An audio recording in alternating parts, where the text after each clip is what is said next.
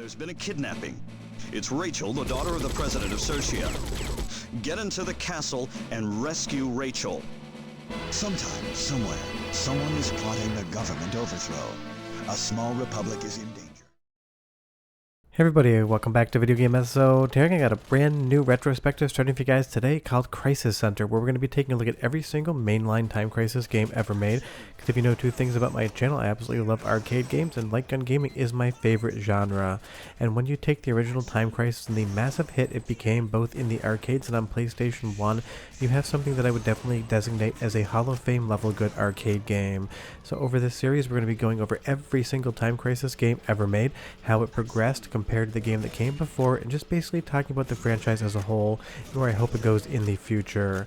Before I get too far involved though, do me a huge favor down below, hit like and subscribe and ring that notification bell, definitely helps us out. And if you feel so inclined and want to support the channel, I got a Patreon link down below as well. But I still remember vividly to this day the first time I saw a Time Crisis cabinet. I put my credits in, I started playing, and I was absolutely blown away. Outside of something like the House of the Dead, this was probably the best light gun game I had ever played in the 90s. And when you add in that foot pedal mechanic when you're playing the cabinet, it just 100% works exactly the way the developers at Namco intended, giving you an extra layer of interactability with a light gun game. And just so you know, I'm playing this with a gun for IR, and I also have a USB foot pedal, so I have the ability to play this game exactly as it was intended in the arcades. And when this came out, this was some of the best graphics you had ever seen. This is running on the Namco System 22 arcade hardware, and it absolutely blew away anything we had in the home market, and it was getting close to rivaling Sega with their Sega Model 2 arcade board. But technology aside, a game is only as good as its gameplay and content. Time Crisis is one of the most concise, tightest, and best light gun arcade games ever made, and honestly this trend would continue based throughout the entire series because there is no mainline Time Crisis game I would classify as a dud. But really at the start, Namco and the developers that made this game understood the formula, what they wanted to do with it, and made something that just felt special.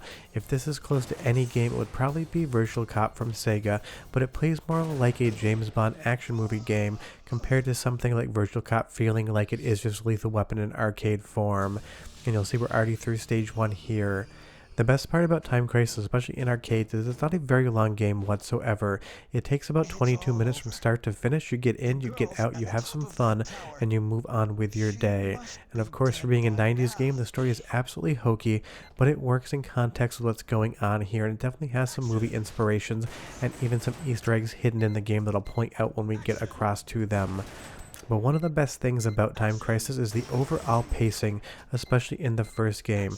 You have areas where there's 6, 10, 12 enemies to shoot at once, and you have other areas in the game where you're kind of just poking your head out of cover and trying to get some pot shots off on 1 or 2 enemies, or even situations like this where you have to jump back down the stairs and pop up and down, getting off a few bullets at a time to try to make sure you don't take damage. It is just one of those experiences. The gameplay is absolute perfection. There are no notes that I have on Time Crisis. It is one of those things where it just always hits for me. Leave me a comment down below and tell me what your experience with the first game is. I would be curious as well, because this for Namco became, at least for a while, as big of a franchise as something like Tekken. It always felt like Namco was trying to replicate Sega's success, first with Tekken, and then with this game right here, Time Crisis, to try to take what was working for one developer and bring it to their own stable of games. This area right here definitely feels at least a little bit inspired by Virtual Cop 2, but this game actually came out first, so it would be the other way around. And I love that those paintings fall down from the wall, and there's machine gunners in there as well. Such a James Bond kind of villain lair sense of amusement in this game. And I will say that Namco, I don't think, ever made the best arcade game music. I would say Sega is first and Konami is second, but for Time Crisis they absolutely hit a home run with the audio. These musical tracks are 10 out of 10s, so go ahead and listen and I'll be right back. Reload. Action.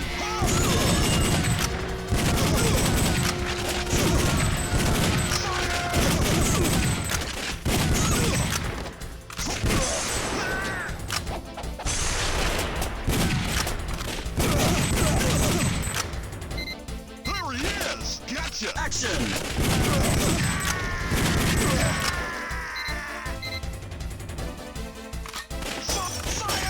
action!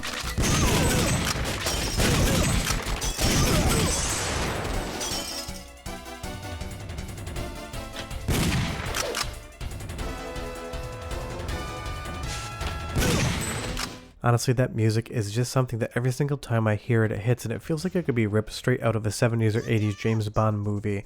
And even the voice acting in this game, by modern standards, would not be considered good, but back in the day, this was definitely doing what Sega couldn't. The voice acting feels almost believable if it was some sort of community theater in which the actors were not very well trained, versus stuff that we got from Sega.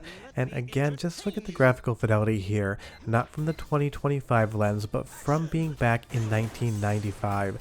This was absolutely mind-blowing, all of the polygons being perspective correct, all of the textures looking good with minor pixelization. This was just something that you didn't see very often, and when you married that together with the gameplay, you just had something incredible. And that is the thing here. The game is definitely difficult, but it is the retreat behind cover mechanic that sets this game apart from basically everything else. For the longest time, light gun games were just on-rail shooters, and while I love them, you just basically aimed at things, tried to shoot it before it shot you, and go from there. Giving this cover mechanic added this massive new layer of complexity and fun to the overall formula, and it definitely did work. And I do love the cutscenes in this game as well.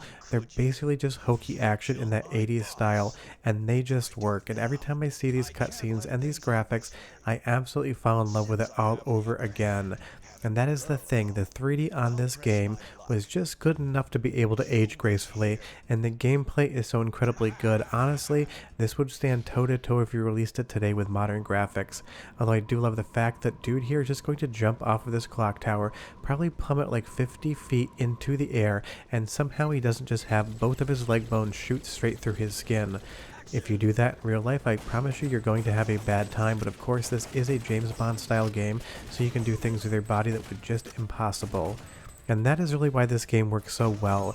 It gives you that feeling of the action movie star power. You are mowing down an entire platoon of enemies pretty much every single screen, and somehow one guy with a gun is going to save the day against everyone on the screen. That's the type of trope that just still hits when you're playing these games. Some areas like this you need to be extremely accurate with your shots, other areas you can kind of just do the spray and pray, and they mix that gameplay mechanic up well, because sometimes you just want to unload that entire clip as fast as you can at a big target feeling like Rambo, and other times you really do want to deal with that accuracy. And even these helicopter fights right here, fun little diversion. You will see the game is called Time Crisis because there is a timer on every single screen.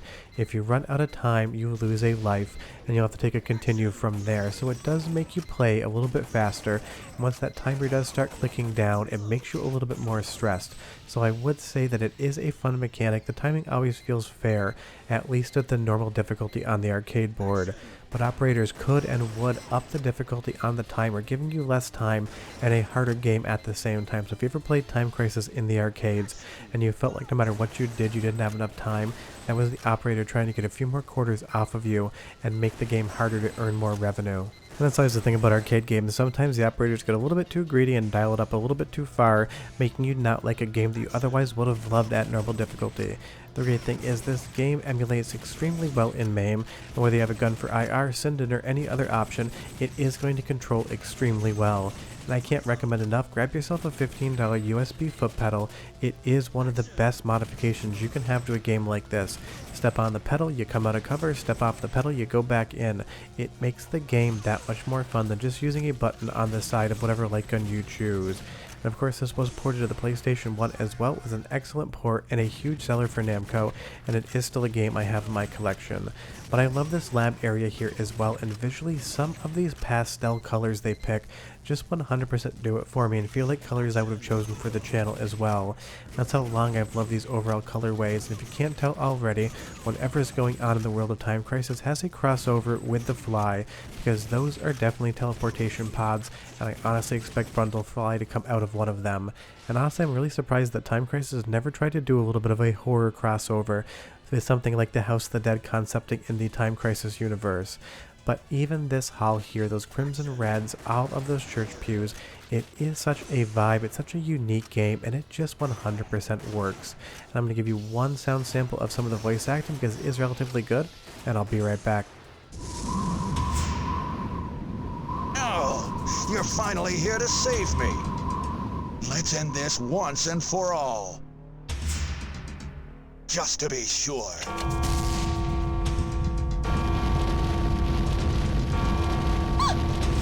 Freeze! Both you and this stinking castle can burn for all I care. So long. Let me go! Hold it!